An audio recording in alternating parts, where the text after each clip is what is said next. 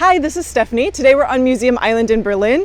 We're going to use the bronze model here in front of me to learn about the history of the museums and how these museums came to be one of Berlin's greatest tourist attractions. Now, this is the historic center of the city. So this is where medieval Berlin first existed, back when it was called Berlin, named after a swamp. This is the main east-west axis through the city, unter den Linden, the major street that ends in Brandenburg Gate. And here we have the Berlin City Palace that's being rebuilt right now into the Museum for Ethnography and the Museum of Asian Art. That'll be open hopefully by the end of this year.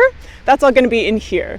This, of course, used to be the Palace of the King when this and the church and his armory existed on this side. So this was a really important center for the city. We have government, religion, and military all together.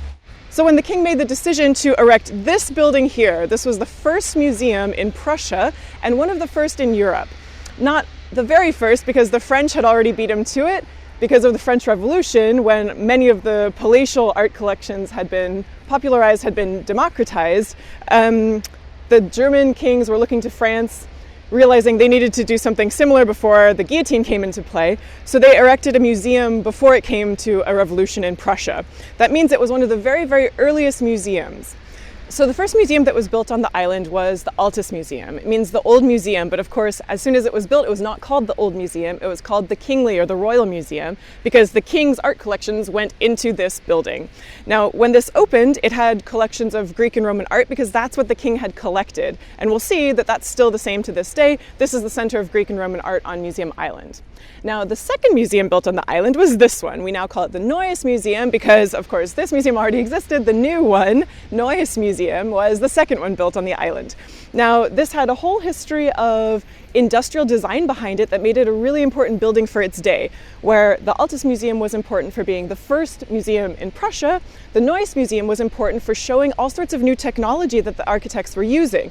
They adopted, for instance, wonderful iron vaulting that they had translated from industrial buildings into a museum building for the first time. Also, the architects developed a new flooring. It looks like linoleum, but it's not. It's a sort of cement that's beautifully colored, however, and really polished down to a flooring that still even exists today. From the 19th century to today, it survived because it was this new technology. It really survived. It survived through thousands of visitors walking over it for hundreds of years. So you can look for this in the Neues Museum, as well as the art collections, which I'll tell you about in a second. The third museum built on the island, this is the Alte Nationalgalerie. This is the Romantic Painters collection. So the Romantic German painters like Friedrich, they're here in the Alte Nationalgalerie, the Old National Gallery. This is indeed a national gallery in that it was made as a symbol of the German nation. So there are even on the roof female personifications of Germania, of Germany, and the arts, because it was meant as a national symbol, so that's in the name also. The fourth museum on the island, we skip all the way to the very point of the island. This is the Bode Museum. It makes an absolutely wonderful photographic motif because the way it juts out from the island here, almost like the prow of a ship, it looks absolutely fantastic with this dome and with this facade. Now, when this opened, it was named after the then Kaiser, Kaiser Friedrich Wilhelm, but since then it's been named for the first director of the museum, Bode. The Bode Museum was his last name.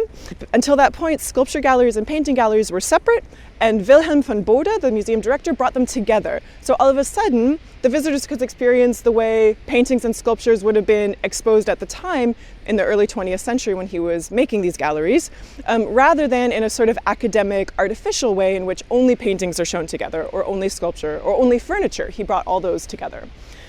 Now, the fourth and last museum is the most visited on the island, the Pergamon Museum. Now, it has this recognizable shape with three wings that make now what's like the Greek letter pi, or a sort of a square without the fourth side, but that fourth side is coming. It's being built right now. It's the reason that parts of the museum are closed. In fact, almost 2/3 of the museum is closed as they build this fourth wing.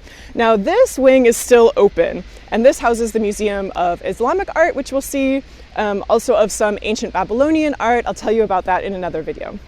So that's the overview of all the museums on the island. In the next videos, I'll show you the museums individually, the art collections you can see inside, and some tips for visiting them. See you there.